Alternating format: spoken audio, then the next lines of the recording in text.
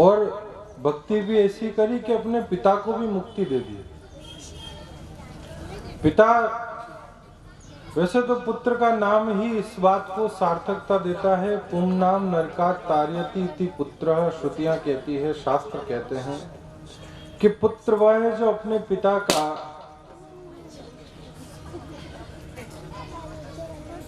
परित्राण कर दे, जो अपने पिता का भी उद्धार करवा दे। लेकिन यहाँ उद्धार और मुक्ति दोनों में बड़ा अंतर है। प्रहलाद ने अपने पिता का उद्धार तो करवाया ही सही, साथ में मुक्ति भी दिलवाई है। हिरणाकुश पुत्र प्रहलाद भयो, जिन राक्षस वंश में नाम उचार्यो, ताहि पिता बहु त्रास दही, सारी सही नहीं नेक विसार्यो। होरी की झोरी से राख लियो, शिव को वरदान विश्वंभर जार्यो। राम चरण दया सिंधु राम जी, नाम लिया असुरा कुल तार्यो।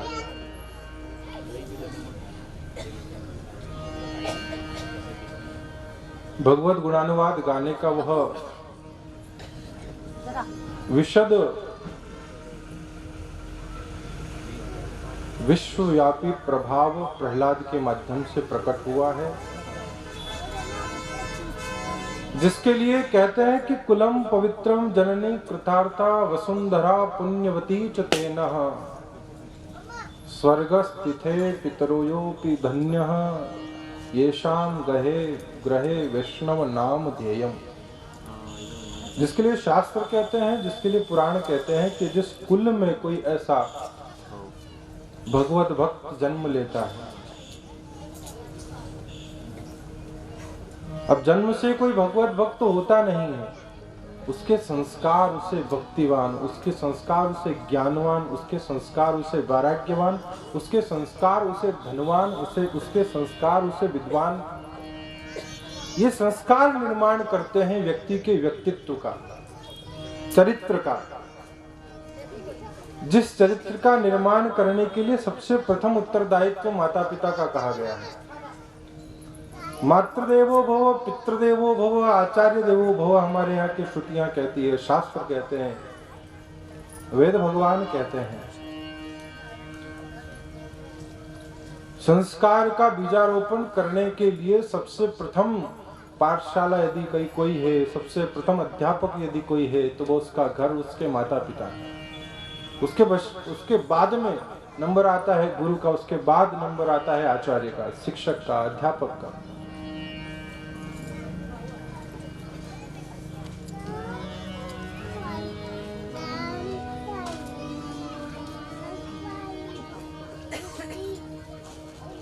बच्चों में यदि सही संस्कार दिए गए तो वह प्रहलाद बनेंगे, वह ध्रुव बनेंगे। और यदि संस्कार ठीक नहीं रहे तो वह क्या बनेंगे, इसके बारे में कहना बड़ा मुश्किल है।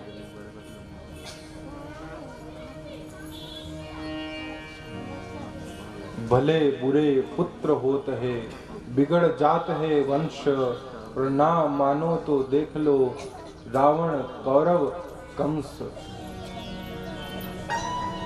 ये माता पिता के द्वारा सही समय पर अनुशासन और संस्कारों की स्थापना नहीं करने का परिणाम है।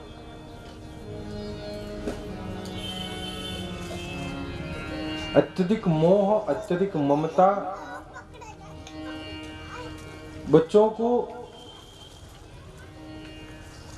पथभ्रमित कर देती है, मार्ग से भटका देती है, या यूं कहें उन्हें उत्संकल बना देती है।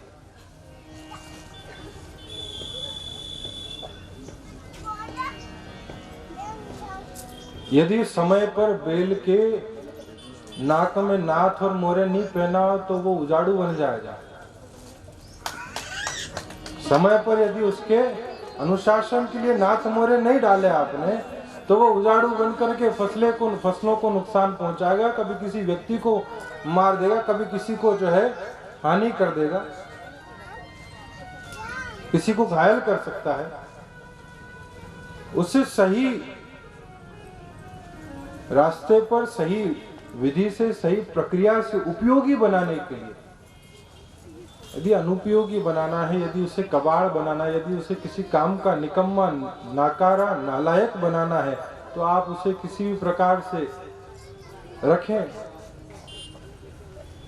कोई हर्ज नहीं, लेकिन उपयोगी जिससे कुछ लाभ लिया जा सके, जिससे समाज का कल्याण हो, जिससे परिवार का भला हो, जिससे माता पिता की सेवा हो सके, जिसके माध्यम से जन कल्याण के कार्य करवाए जा सके, इसके लिए तो आपको उसे अनुशासन की मर्यादा में, उसे अनुशासन की दीवार में बांधना पड़ेगा, उसे संरक्षित करना पड़ेगा, उसे सहेजना पड़ेगा, उसे अनुशासित करना पड़ेगा। प्रहलाद जैसे दैत्यकुल में उत्पन्न होने के बावजूद भी माता के द्वारा दिए गए संस्कारों ने अन्यायी आतताई अत्याचारी पिता का आतंक समाप्त करवाया और अपने पुत्र के होने का कर्तव्य भी निभाया। भगवान से प्रार्थना में, भगवान से वरदान में केवल यही अरदास करी, यही निवेदन किया कि प्रभु आप देना चाहें तो मेरे अपने लिए तो आपकी कृपा ही पर्याप्त है, लेकिन मेरे पिता के लिए आप मुक्ति प्रदान करें। मैं नहीं कहता आप अपने संतानों को पढ़ाएं लिखाएं नहीं, लेकिन शिक्षा के साथ साथ संस्कार भी दें। स्कूलों में दी जाने वाली शिक्षा उनके जीवन से प्रैक्टिकली रिलेट करती है या नहीं, इस बात की कोई गारंटी नहीं। पहले की गुरुकुल पद्धति की जो शिक्षा थी, हमारे यहाँ पर भागवत तो कहती है कि भारतीय संस्कृति की जो गुरुकुल पद्धति थी, जो आज हम खो चुके हैं, पाश्चात्य संस्कृति के विचारों से इतने ज्यादा प्रभावित और इतने ज्यादा लिपे हुए हैं कि हम अपना वास्तविक स्वरूप भूल चुके हैं। समाज दो चीजों से बिगड़ा है, पुरुष बिगड़ा है व्यसन से और नारी बिगड़ी है फैशन से। पुरुष व्यसन से बिगड़ा है और नारी फैशन में बिगड़ी है। पाउडर लिपस्टिक ने पता नहीं क्या क्या नाम भी नहीं पता, ऐसे ऐसे इनके जो है। और साहब चलो ठीक है, और तो और अब तो श्रृंगार करने के लिए प्रसाधन के जो वो खुल चुके, क्या कहते हैं, ब्यूटी पार्लर। लो साहब, सजने के लिए भी अलग से दुकान है, तो वहां जाकर के आपके जो है आपके ऊपर सीमेंट चढ़ाई जाएगी, कारीगर बैठ करके आपके जो है नैन नक्श तैयार करेगा, उसके भी मिस्त्री हो गए साहब। थोबड़ा सेट करने के भी मिस्त्री हो गए आजकल, पैसा देकर के चेहरा बनवा रहे हैं लोग। बड़ा अच्छा सदुपयोग कर रहे हैं आप अर्जित संपदा का। आश्चर्य होता है मुझे कि भगवान ने अच्छा खासा रंग रूप वर्ण आकार दिया है, लेकिन नहीं साहब लगे हैं उसके ऊपर लिपा पोती करने। कितना ही कर लो, कुछ भी कितना ही लिपा पोती करवा लो ना, ऑयल पेंट पुतवा लो बोले, लेकिन जो अंदर की वास्तविकता है उसको आने से रोक नहीं सकते आप। बाल कितने ही काले करवा लो, डाई लगा लगा करके, कलर करवा करके, लेकिन उनका वास्तविक स्वरूप, उनकी वास्तविक स्थिति में परिवर्तन करना आपके लिए संभव नहीं है। दांत नए लगवा रहे हैं, बाल नए लगवा रहे हैं, क्या कुछ नहीं हो गया है। आज के आधुनिकता के जमाने में इंसान चाहता है मैं हमेशा युवा बना रहूं, लेकिन मृत्यु को कैसे टालोगे, मृत्यु को कैसे बदलोगे? बाकी सब चीजें तो बदल लोगे। वो जगत में कोई नहीं परमानेंट, जगत में कोई नहीं परमानेंट। इस दिन आँख जाना होगा, बात मान पेटेंट। जगत में कोई नहीं परमानेंट, जगत में कोई नहीं परमानेंट, जगत में कोई नहीं परमानेंट। हो करके तो सिंगार घूमता, बन करके तो दे करके तो सिंगार कर स्टूडेंट। एक दिन मरघट में सोएगा, एक दिन मरघट में सोएगा, वहाँ नहीं रेस्टोरेंट। जगत में कोई नहीं परमानेंट।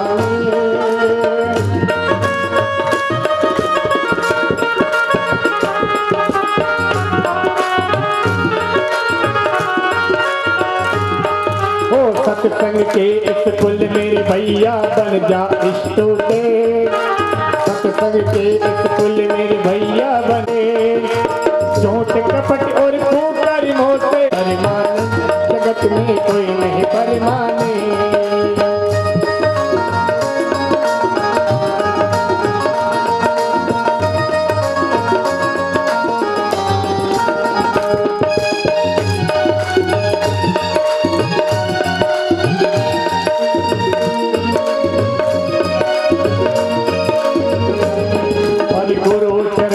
शरण में बंदे कर ले अप्लाई में, गुरु चरण की शरण में बंदे कर ले अप्लाई में। इंटरव्यू आते ही बनेगा, इंटरव्यू आते ही बनेगा ईश्वर का सर्वेंट। जगत में कोई नहीं परमानेंट, जगत में कोई नहीं परमानेंट। एक दिन यहाँ से जाना होगा, बात मान के जगत में कोई नहीं परमानेंट, जगत में कोई नहीं परमानेंट।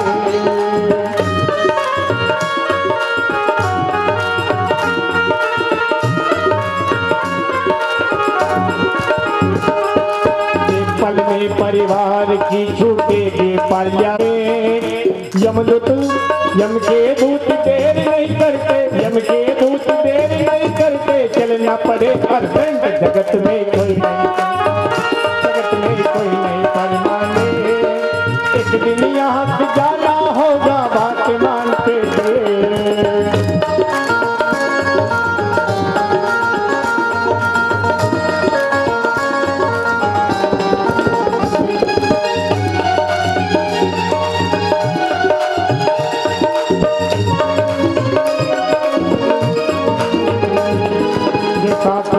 वैसा भरेगा इतना इंटेलिजेंट, जैसा करेगा वैसा भरेगा चाहे कितना इंटेलिजेंट। पर उपकारी एडवोकेट को, पर उपकारी एडवोकेट को कर ले सेटलमेंट। जगत में कोई नहीं परमानेंट, जगत में कोई नहीं परमानेंट। एक दिन यहाँ से जाना होगा, बात मान के कोई नहीं परमानेंट। जगत में कोई नहीं परमानेंट, जगत में कोई नहीं परमानेंट। एक दिन यहाँ से जाना होगा। गुमान कर रंग तो पतंग रंग काल उड़ जाएगा। धुआं जैसे केश हर जात ही न लागे बार, नदी के किनारे वृक्ष मूल मुंह से जाएगा। और बोले जासु नीका बोल, बोलिए सुहेत कर। बोले जासु नीका बोल, बोलिए सुहेत कर। और जोबन गया पीछे कोड़ी ही न पाए वो, और मनुष्य की देह सो तो जीवता न आवे काम, और मुआ पीछे तोहे काग कूतरो न खाएगा। और तो आप देख लो, सृष्टि के जितने भी प्राणी मात्र जीव जंतु हैं, वो सब जीते जी तो परमार्थ के कल्याण के काम आ नहीं पाते हैं, लेकिन मरने के बाद तो कम से कम किसी का पेट, किसी का उदर पोषण ही करते हैं। और जीते जी तो अन्य जीव जंतु तो फिर भी काम आ रहे हैं। देखा जाए तो पालतू पशु जितने भी हैं, गाय, बैल, भैंस, घोड़ा, खच्चर, गधा, हाथी, जीते जी जीवन भर जो आपके हमारे जीवन में हमारी सहायता के लिए, हमारी सुविधा के लिए कहीं ना कहीं अपना योगदान देते ही हैं। और मरने के बाद भी किसी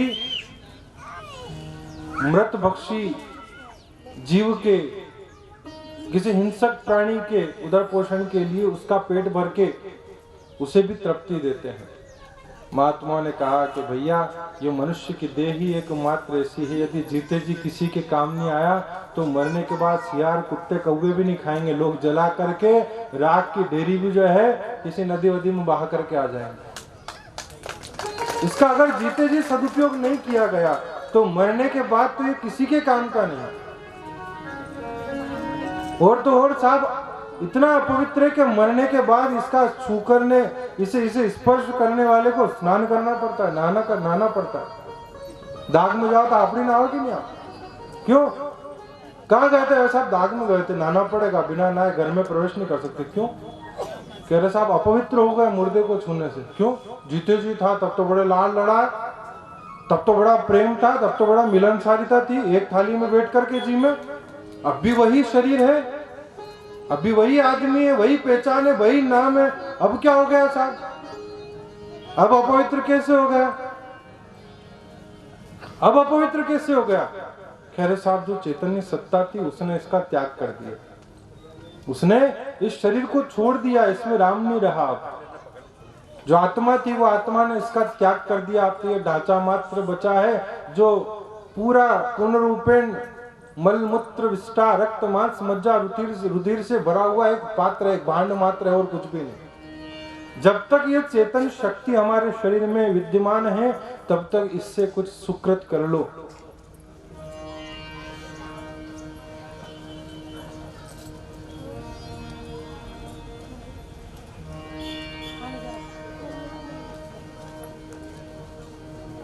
कुछ समय ऐसा निकालो, प्रेम कर लो राम से। जिंदगी जब तक रहेगी फुर्सत न होगी काम से। ये तो सारा जीवन चलता रहेगा।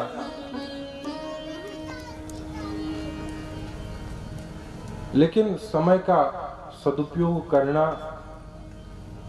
यह हमारी सबसे बड़ी बुद्धिमत्ता है, ये बुद्धिमानी है, ये विवेकी व्यक्ति के लक्षण है। प्रहलाद ने वह जीवन का सदुपयोग किया। सबसे पहले प्रभु भक्ति की, नहीं तो फिर जब दुनिया आपसे जबरदस्ती बलात् आपके पीछे लगेगी, किसी वस्तु को, संबंधों को, परिवार को, रिश्तों को, नातों को, जब समय आता है, और वो हर व्यक्ति के जीवन में आता है, जब समय आता है तो आपके अधिकार आपके ही परिवार वाले, आपके ही पुत्र, आपके ही पुत्र, आपकी ही बहुएं आपसे धीरे धीरे धीरे धीरे सब छीनती जाती है। आपके अधिकारों में हनन होता जाता है, आपके अधिकार कम होते जाते हैं। तो वो समय आए कि जब दुनिया कहे कि सब छोड़ो, सब छोड़ो, सब छोड़ो, अब छोड़ो, अब छोड़ो। इससे तो अच्छा है ना कि आप खुद ही पहले ही समय रहते हुए समझदारी के साथ में उसका त्याग कर दो। व्यक्ति स्वयं अपने जीवन का सृजन करने वाला ब्रह्मा भी है। समय के साथ में, अवस्था के साथ में अपने जीवन का ब्रह्मा की तरह सृजन भी करो। सद्गुणों का समावेश हो, परोपकार की, दया की, पुण्य, दान, धर्म, सत्कर्म, स्मरण, हरिनाम संकीर्तन का भाव जीवन में लाने के लिए आप ब्रह्मा बनकर के स्वयं का सृजन भी करें। और समय आने पर परिवार का उन संस्कारों का प्रतिरोपण करते हुए उनके अंदर अपनी विरासत को, अपने स्वभाव को, अपनी प्रकृति को, अपने सद्गुणों को अपने आने वाली पीढ़ी तक पहुंचाते हुए उसका पालन करने के लिए आप विष्णु बनकर के उसकी स्थिति को सुधारें, संवारें, उसका श्रृंगार करें। और जब समय आए तो महादेव की तरह धीरे धीरे धीरे धीरे इस शरीर से, इस हृदय से, इस मन से उन विकारों का, उन क्लेशों का, उन संसार की आबद्ध जो जन्म जन्मांतर के विषय हैं, उन विषयों का धीरे धीरे संहार करते हुए उनका विसर्जन भी कर दें, ताकि जब इस संसार से जब आपको विदा लेने का वक्त आए, उस समय मोह आपको बांधे रखने का प्रयास नहीं कर पाए, आपको जकड़ने ना पाए। ऐसी स्थिति हो कि महादेव की तरह समय के साथ अपने हृदय के उन समस्त विषयों का, विकारों का विसर्जन करते हुए, संहार करते हुए इस संसार से हंसते हुए विदा ले। उसमें मानव जीवन की सार्थकता है। उसके लिए कहा है कि ऐसा कोई यदि जीवन में किसी कुल में, किसी वंश में आकर के व्यक्ति जन्म लेता है तो उसकी तो कुलम पवित्रम जननी कृतार्था वसुंधरा पुण्यवती च तेन, उसके लिए वो कुल भी पवित्र है, वह जन्म देने वाली मां कृतार्थ हो जाती है। वह जिस भूमि पर, जिस धरा पर, जिस प्रदेश में, जिस गांव में उसका जन्म हो, वो प्रदेश भी धन्य हो जाता है। वसुंधरा पुण्यवती च तेन, वसुंधरा भी स्वयं को सौभाग्यशाली मानती है, पुण्यवती मानती है। स्वर्गस्थित तेपि पितरोपि धन्यः, वह स्वर्ग में स्थित पूर्वज पितृ भी स्वयं को आज धन्य अभिभूत महसूस करते हैं। येषाम ग्रहे वैष्णव नाम ध्येयम, जिसके कुल में, जिसके वंश में जाकर के किसी ऐसे भक्त का जन्म हो, किसी ऐसे ज्ञानी का, किसी ऐसे विवेकवान, किसी ऐसे सत्संगी का, किसी ऐसे धार्मिक व्यक्ति का जन्म होता हो, तो वह पितृ भी धन्य हो जाते हैं। आप हमारी व्यवस्था जो चलती है संसारिक व्यवहार में, हमें तर्पण पितृ जो है के निमित्त श्राद्ध करने पड़ते हैं, पिंडदान इत्यादि क्रिया करनी पड़ती है। लेकिन आपने कभी सुना किसी महात्मा का या किसी भक्त का, किसी संत का पितृ तर्पण हुआ हो, श्राद्ध हुआ हो, पिंडदान हुआ हो उनके निमित्त? कभी आपने सुना? कभी आपने किसी ने भी सुना हो तो मुझे बता, कि साहब आज उनके संत के निमित्त जो है पितृ तर्पण किया जा रहा है, कि उनको श्राद्ध किया जा रहा है, कि उनको पिंडदान अर्पण किए जा रहा है। ऐसा कहीं नहीं होता। क्यों? क्योंकि भगवान महादेव स्वयं इस बात की उद्घोषणा करते हैं मानस के अंदर कि सो कुल धन्य उमा सुनु जगत पूज्य सुपुनीत, जे रघुबीर परायण सोई नर उपज विनीत। हे उमा, वो कुल धन्य हो जाता है, वह जननी कृतार्थ हो जाती है, वह भूमि पुण्यवती बन जाती है जिस कुल में जाकर के भगवान का भक्त जन्म लेता है। वह खुद का तो उद्धार करता ही, अपने साथ अपनी 71 पीढ़ियों को भी जो है भवसागर से पार करके भगवत धाम अधिकारी बना देता है। इसलिए किसी संत का तर्पण, उनका पिंडदान, उनका श्राद्ध करने की व्यवस्था ही नहीं है, क्योंकि वो तो मुक्त हो जाता है, और जो मुक्त हो गया उसके लिए ये सारी व्यवस्थाएं लागू नहीं होती। ये सारी व्यवस्थाएं आप हम जैसे सांसारिक जीवों के लिए है। लेकिन यदि किसी कुल में ऐसा कोई उत्पन्न हो जाए, कोई ऐसा सदविचारवान, सदप्रवृत्तिधारी, कोई ऐसा वैष्णव जिस कुल में जाकर के जन्म ले, नाम से वैष्णव नहीं, जो काम से वैष्णव, जो मन वचन कर्म क्रिया के द्वारा वैष्णव हो, उसका जीवन धन्य माना गया है। प्रहलाद ने अपना जीवन धन्य किया है। भागवत कहती है कि पुत्र हो तो प्रहलाद जैसा हो, जिसने अपने पिता को मुक्ति दे दी। दैत्य था, असुर था, राक्षस था, लेकिन उसके बावजूद भी अपने पराक्रम पर, अपने भक्ति के बल पर, अपने साधना के पुरुषार्थ पर आतताई आसुरी पिता को भी जिसने मुक्ति का अधिकारी बना दिया।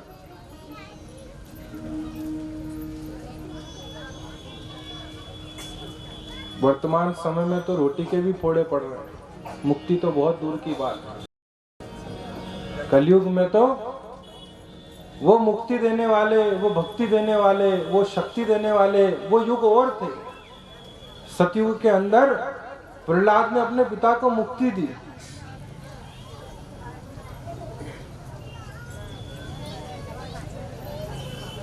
ध्रुव ने अपने पिता को भक्ति दी। चंद्रवंशी महाराज पुरु ने अपने पिता को शक्ति दे दी। कलयुग में तो रोटी दे दे तो ही पर्याप्त है साहब, इसी में राजी रहना, इसमें प्रसन्न रहना। देखो आप वर्तमान के हालात,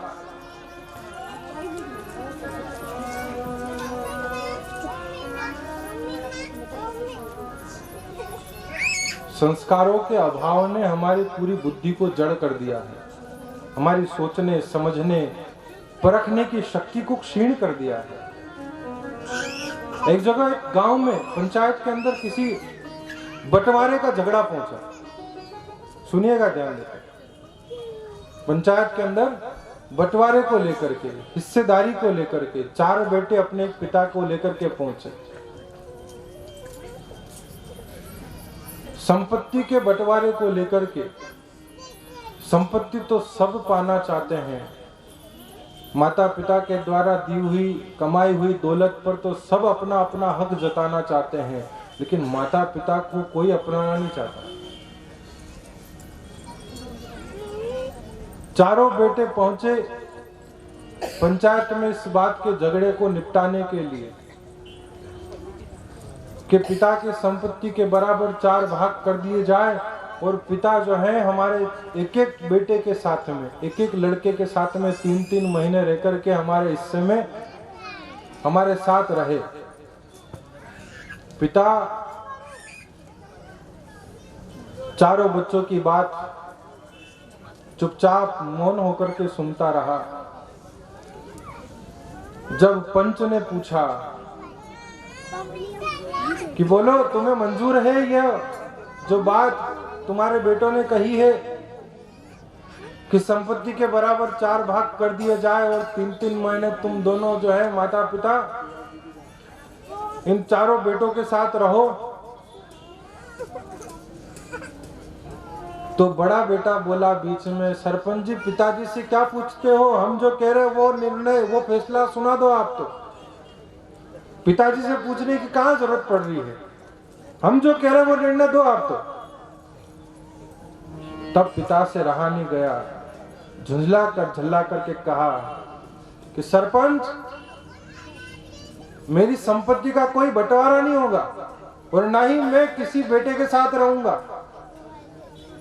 मेरी संपत्ति मेरी कमाई हुई जागीर है, मेरे द्वारा मैंने अपने दिन रात के खून पसीने को बहा करके, मैंने अपने पेट और पीठ को एक करके, मैंने अपने ताकत पर, मैंने अपने बलबूते पर यह पूरा मकान, यह पूरा कारोबार, यह सारा संसार खड़ा किया और आज मैं इन बेटों के टुकड़ों पर पलूं।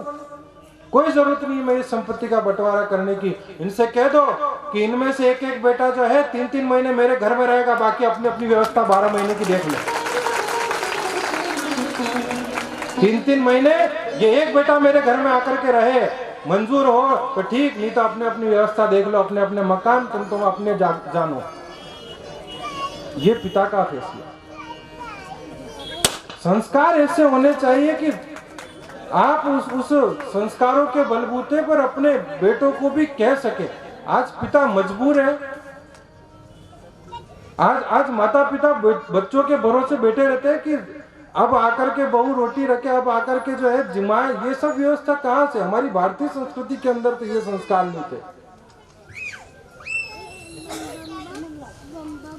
जिस बाप ने, जिस माँ ने 4 बेटों को अपने कंधों पर उठा करके पाला, वो 4 बेटे मिलकर के एक माँ बाप का खर्चा नहीं उठा सकते। इससे बढ़कर के दुर्भाग्य और क्या होगा? इससे बढ़कर के और शर्मनाक बात क्या होगी? भारतीय संस्कृति ऐसे संस्कारों को नहीं देती। हमारे भारतीय शास्त्र, हमारे भारतीय ग्रंथ, हमारे भारतीय ऋषि मुनि महर्षियों ने तो ऐसे ऐसे उदाहरण बड़े पड़े हैं इन शास्त्रों में, इन ग्रंथों के अंदर, कि आप जिनका अवलोकन करें, जिनके बारे में पढ़ें, जिन्हें सुने, तो आपको पता चलेगा कि हमारा साहित्य, हमारा इतिहास कितना समृद्ध रहा है। संस्कारों ने, शिक्षा ने ऐसे ऐसे शिष्यों को, ऐसे ऐसे बेटों को तैयार किया है हमारे भारत में। कथा आती है भागवत में, कोत्स नाम का महाराज रघु के शासन में अयोध्या नरेश सम्राट, जिन्होंने प्रजा के कल्याण के लिए अपना पूरा राज्य संपदा विपुल ऐश्वर्य लुटा दिया, दान कर दिया और खुद राजा रानी दोनों मिट्टी के पात्र में वृक्ष के नीचे बैठ करके भोजन पका रहे थे। ऐसी स्थिति, ऐसी दानवीरता। और उसी राज्य में निवास करने वाला एक ब्राह्मणी का, विधवा माँ का बेटा कोत्स, महर्षि वशिष्ठ के आश्रम में रह करके विद्याध्ययन करने के उपरांत जब गुरु दक्षिणा की बात आई तो गुरुदेव जानते थे कि स्थिति बहुत दयनीय है।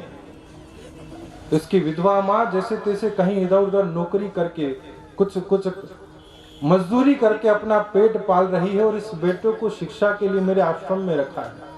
मैं इससे क्या मांगू? मेरे द्वारा दिए गए संस्कार, मेरे द्वारा दी गई शिक्षा,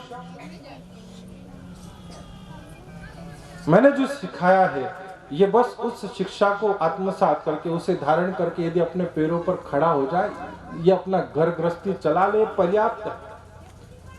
तो कौत्स से मना कर दिया कि बेटे मैं तुमसे क्या मांगू, तुम्हारी दैन्य अवस्था से मैं भलीभांति परिचित हूं, तुम्हें कुछ देने की आवश्यकता नहीं। और हाँ, एक संस्कार मात्र है कि पूरी दीक्षा शिक्षा पूरी होने के उपरांत गुरु दक्षिणा का ऋण शिष्य के ऊपर शेष रहता है। उसे उतारने के लिए यदि तुम चाहो तो संस्कार स्वरूप कुछ पत्र पुष्प कुछ फल ला करके जो है मुझे भेंट कर दो, चढ़ा दो। आजकल के शिक्षा पद्धति में तो फीस एडवांस जमा करवाई जाती है कि साहब 40,000 के 20,000 के 50,000 के 1 लाख एडवांस आप फीस जमा करो तो हम आपके बच्चों को पढ़ाएं। हमारे भारतीय संस्कृति में तो पूरी शिक्षा का, पूरे वेदों का, शास्त्रों का अध्ययन करवाने के बाद गुरु दक्षिणा के रूप में जो दे दे वो स्वीकार कर लिया जाता था। इसलिए वो शिक्षा भवपार करती थी। आज की शिक्षा तो व्यापार बन करके रह गई, लेन देन है। उस कौत्स ने कहा अपने गुरुदेव से, नहीं गुरुदेव, आपके द्वारा जो शिक्षा, जो दीक्षा, जो अध्ययन मैंने आपकी शरणागति में किया है, उसके बल पर मेरे अंदर इतना विश्वास तो है कि आप जो मांगे वो मैं ला करके आपको दे सकता हूं। मुझे आपकी शिक्षा पर इतना विश्वास है, इतना भरोसा है, आपके द्वारा दी गई विद्या के बलबूते में संसार को अपने पैरों में, कदमों में झुका सकता हूं। यह भारतीय संस्कृति का समृद्ध इतिहास है। पढ़ाएं कभी बच्चों को, अवगत करवाएं कभी अपने पुरोधाओं की कहानियों से। कोरा मनगढ़ंत झूठा इतिहास ऐसे शासकों का पढ़ाया जा रहा है जिन्होंने भारतीय संस्कृति का उन्मूलन करने के लिए, औरंगजेब अकबर के इतिहास के पन्नों को पलटा जा रहा है, जिन्होंने 6-6 महीनों तक हमारे विश्वविद्यालयों की पुस्तकों को जला करके अपने जो है स्नानगारों में पानी गर्म करके हमारा पूरा समृद्ध इतिहास नष्ट किया। नालंदा, तक्षशिला विश्वविद्यालय, विक्रम विश्वविद्यालय, कौन नहीं जानता इनके बारे में, इनके इतिहास को आग लगा दी गई जिनके पुस्तकों में। नालंदा विश्वविद्यालय जहां बड़े बड़े दिग्गज विद्वान हजारों की संख्या में, जहां पर विद्यार्थी बैठ करके गुरुओं के सानिध्य में अध्ययन किया करते थे, विदेशों से आकर के सीखते थे भारतीय संस्कृति का वह समृद्ध इतिहास।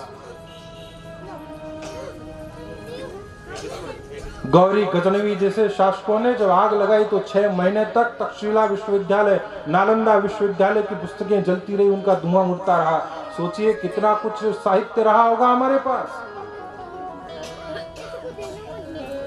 कभी पढ़ाएं अपने बच्चों को, कभी सिखाएं, कभी सुनाएं वो कहानियां उन वीरांगनाओं की, उन देशभक्तों की, उन भक्तों की, उन राष्ट्र पुरुषों की, उन ऋषियों की, उन मनीषियों की।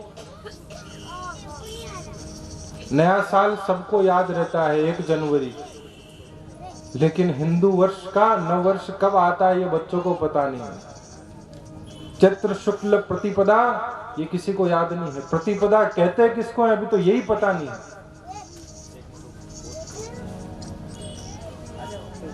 इससे बढ़कर के और विडंबना क्या होगी इस भारत राष्ट्र की।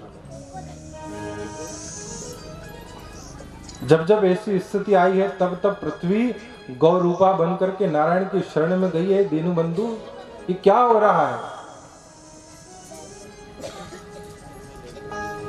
ये मेरे ऊपर कैसे अन्याय, ये अत्याचार, ये कितना अराजकता, ये धर्म के प्रति कितना आपस में लड़ाई झगड़े, ये आतंकवाद कितना फैल रहा है। शिक्षा के साथ साथ संस्कार दें। वो अपने गुरुदेव से कहता है कि गुरुदेव आप आज्ञा करें, आपकी सिखाई हुई विद्या के बलबूते पर मैं आप जो चाहे वो लाकर के आपको समर्पित कर सकता हूं। माना नहीं, जिद पर अड़ गया।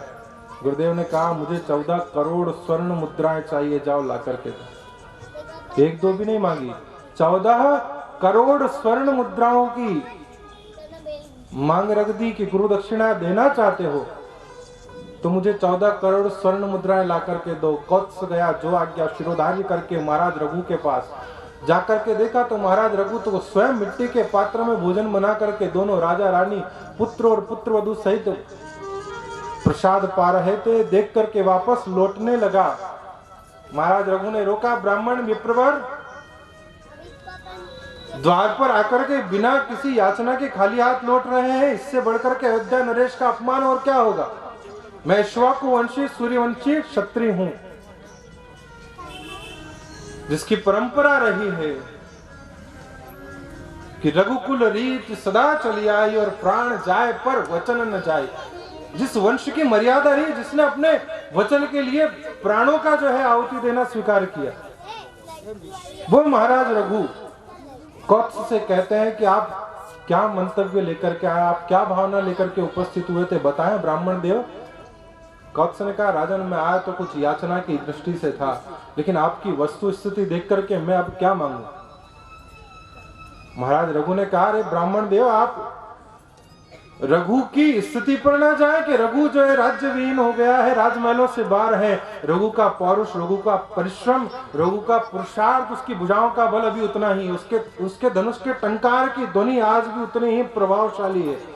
आप तो हुक्म करो, क्या चाहिए, कहो तो इंद्र का मुकुट आपके चरणों में ला करके रख दे। कौत्स ने कहा, महाराज मुझे अपने लिए नहीं, मुझे अपने गुरुदेव को गुरु दक्षिणा के रूप में 14 करोड़ स्वर्ण मुद्राएं चाहिए, हो सके तो आप व्यवस्था कर दे। महाराज रघु ने तुरंत अपनी सेना को आदेश दिया, राजपाट, वैभव, धन, संपदा, लक्ष्मी दान में दी थी। सेना तो महाराज रघु की थी।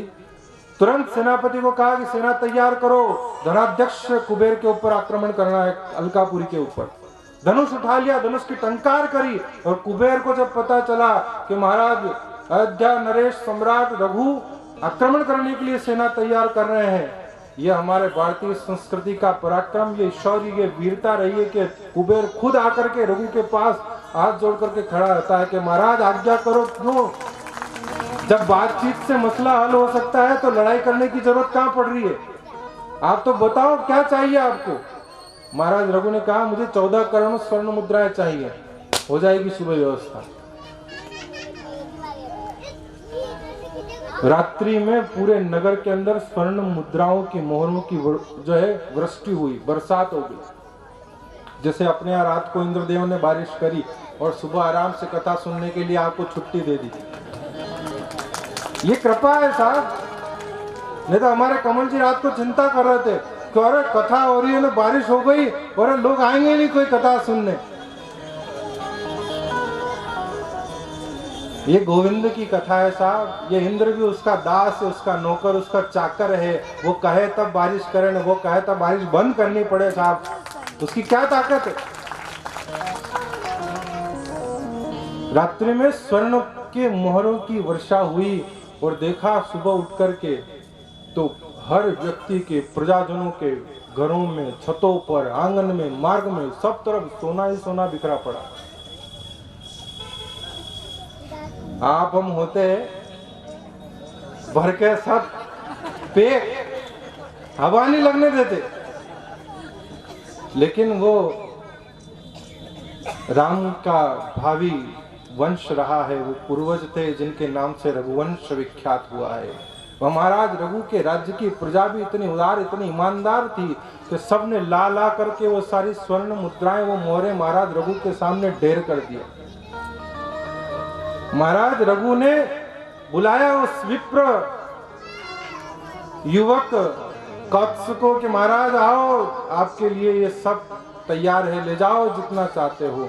कौत्स ने कहा, राजन मुझे तो केवल गिनती की 14 करोड़ स्वर्ण मुद्राएं चाहिए, उससे एक भी कम नहीं और उससे एक भी ज्यादा नहीं। महाराज रघु ने कहा, अरे ब्राह्मण देवता, ये सब आपके निमित्त ही आया हुआ है, ये सब आपके लिए ही समर्पित है। कौत्स ने कहा, मुझे मेरे लिए नहीं चाहिए था, मैंने तो आपसे निवेदन किया था कि गुरु दक्षिणा के लिए 14 करोड़ स्वर्ण मुद्रा चाहिए, व्यवस्था उतनी ही पर्याप्त है मेरे लिए। और रही बात मेरे जीविकोपार्जन की, तो मेरे गुरु ने, मेरे आचार्य ने, मेरे अध्यापक शिक्षक ने इतना काबिल बनाया है, शिक्षा से इतनी विद्याएं सिखाई है कि मैं अपने पैरों पर खड़ा होकर के अपना भी पेट पाल सकता हूँ और अपनी माँ का उदर पोषण भी करवा सकता हूँ। ये भारतीय संस्कृति की शिक्षा का प्रभाव।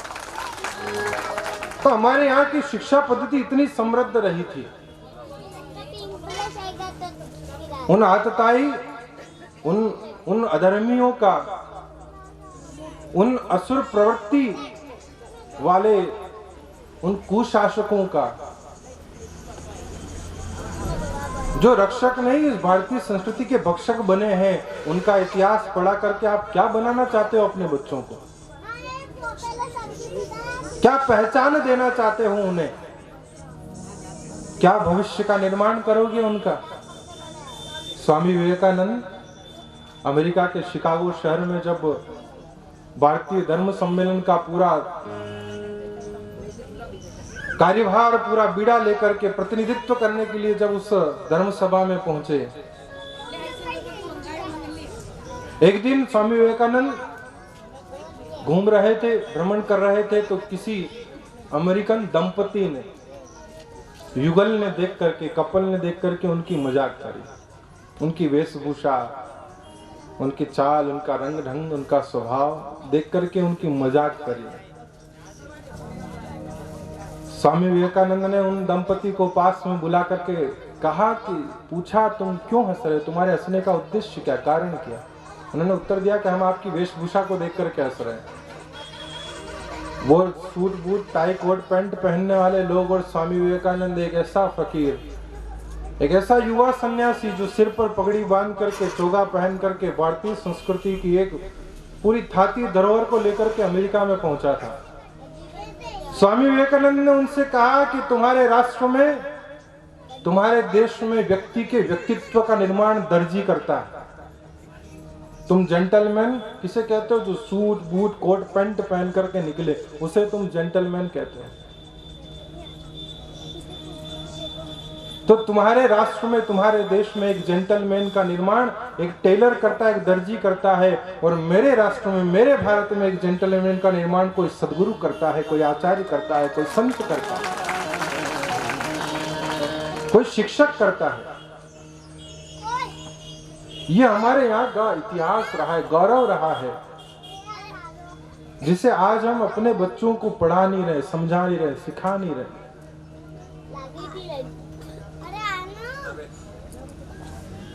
विचार करें, जरा समझे, जरा सोचे।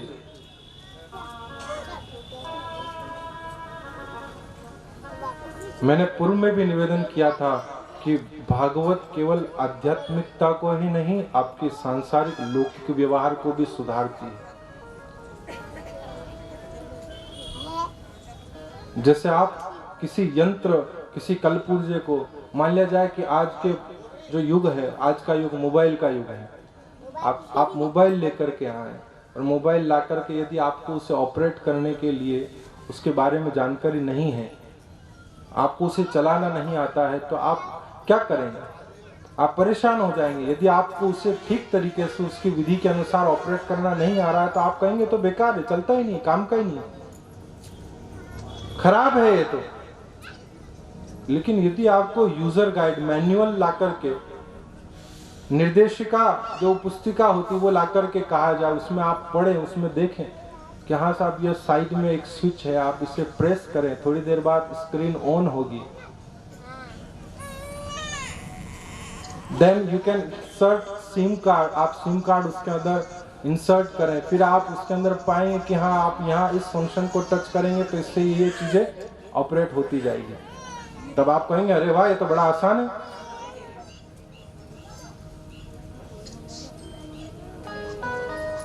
जिन्होंने अपने जीवन में कभी टेलीफोन भी नहीं देखे थे, वो बुड्ढे बुड्ढे जिनके दांत गिर गए, वो स्क्रीन टच फोन चला रहे हैं साहब। कैसे? जानकारी से संभव हो पाया है, उसे ऑपरेट करने का तरीका आया है, सीखा है कि हाँ साहब ये ऐसे चलता है। वो यूजर, वो मैनुअल, उससे आप जान पाते हैं। ये भागवत भी इस जीवन को चलाने के लिए निर्देशिका है, मैनुअल है, यूजर गाइड है कि आपको जीना कैसे है, आपको खाना कितना चाहिए, कैसे खाना चाहिए, आपका व्यवहार, आपके विचार, आपकी बोली चाली कैसा होना चाहिए। तो ये भागवत, ये सदग्रंथ, ये रामायण, ये महाभारत, ये गीता, ये शास्त्र हमारे जीवन के लिए वह निर्देशिका, वह यूजर मैनुअल है, वो गाइड है जो हमें इस चीज के बारे में अवगत करवाती है। यह परेशानियां इसीलिए क्योंकि हमें इसे ऑपरेट करना नहीं आ रहा, हमें ठीक तरीके का संचालन करने की विधि तरीका नहीं पता होने के कारण हमारे जीवन में परेशानियां हैं। कौन सा सिस्टम, कौन सा फंक्शन कब कहां किस समय ऑपरेट करना है ये पता नहीं है। अनसन बटन दबा दिए, मोबाइल हैंग हो गया था। हमारी बुद्धि भी हैंग इसीलिए हो रही है कि हमें पता नहीं चल पा रहा है कि हमें कौन सा सिस्टम कब ऑपरेट करना है, कब कौन सा सिस्टम एक्टिव करना है। ये भागवत हमारे जीवन की यूजर मैनुअल गाइड है जो हमें बताती है, हमें इस बात से अवगत करवाती है कि विचार कैसे हो, आपका व्यवहार कैसा हो, आपका बर्ताव कैसा हो, आपका ध्यान कैसा हो, आपकी भक्ति कैसी हो, आपका ज्ञान कैसा हो, आपका विवेक, आपका वैराग्य कैसा हो।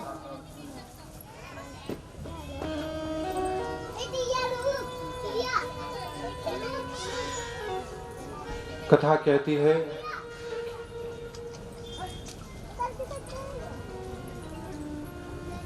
आसीद गिरिवरो राजस्त्रिकूट इति विश्रुत क्षीरोदेनाव्रत श्रीमान् योजनायुतमुच्छ्रित।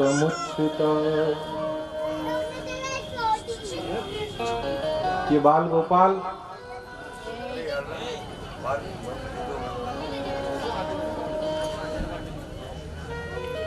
महाराज परीक्षित को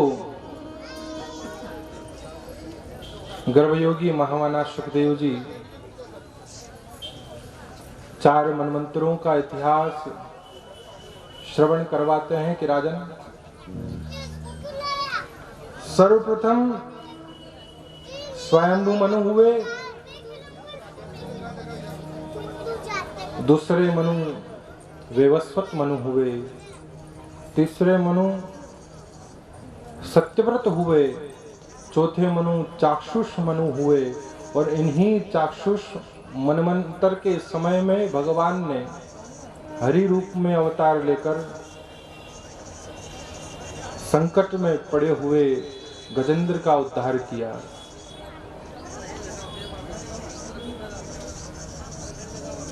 राजर्षि परीक्षित आश्चर्य करते हैं कि भगवान ये तो बड़ी अनोखी बात बता रहे हैं आप।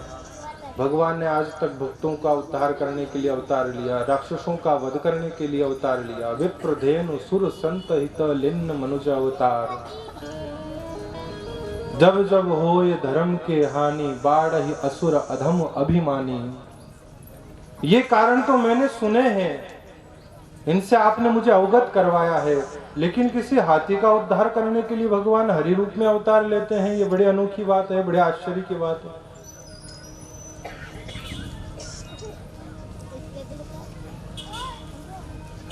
सुखदेव जी महाराज ने राजर्षि परीक्षित को बताया कि राजन, आसीद गिरिवरो राजस त्रिकूट इति विश्रुत। त्रिकूट नाम का एक पर्वत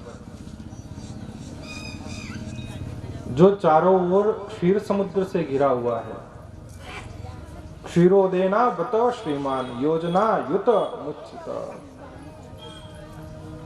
1000 योजन लंबा चौड़ा वह पहाड़, वह पर्वत गिरि त्रिकूट, और उसी के तलहटी में निवास करने वाले विभिन्न विभिन्न जीव जंतु, पशु पक्षी इत्यादि, उसी में निवास करने वाला एक यह हाथियों का दल जिसका मुखिया या गजेंद्र भ्रमण करते हुए, घूमते विचरण करते हुए एक दिन सरोवर में जाकर के जल क्रीड़ा करने के उद्देश्य से अपने परिवार समेत उतरा। अचानक किसी ग्राह ने, मगर ने आकर के इस गजेंद्र का पैर पकड़ लिया और उसे खींच करके अपने जल की गहराइयों में, तल में ले जाने का प्रयास करने लगा। पहले तो हाथी ने खुद बचने की चेष्टा करी, लेकिन जब उसका बल चला नहीं तो साथ में जितने भी बंधु बांधव परिवार के रिश्तेदार थे, पुत्र पौत्र पत्नी इत्यादि सभी ने अपने अपने सूंड से खींचने का प्रयास किया।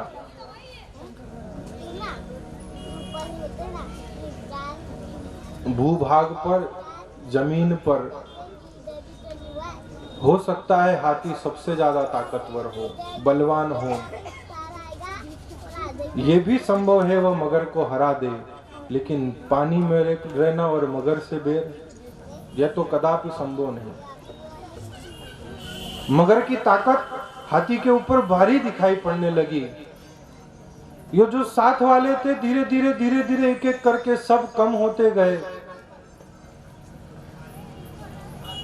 बंधु बांधवों ने, रिश्तेदारों ने, सगे संबंधियों ने एक एक करके किनारा कर लिया। पुत्र भी इसी आशा से त्याग कर देते हैं कि शायद अब संभव नहीं है बच पाए। आखिरी में पत्नी ने भी देखा कि अब तो जो है मृत्यु के गाल में समाने से इन्हें कोई बचा नहीं सकता, वो भी जो है छोड़ करके चली जाती है। अब तो जब यह गजेंद्र अकेला बच गया और इस मगर के द्वारा, ग्राह के द्वारा खींच करके जल की गहराइयों में ले जाने के लिए घसीटा जाने लगा, खींचा जाने लगा। और जब तिल भर सूंड रही जल बाहर, तब हरि नाम उचार्यो, तब पुकार करता है,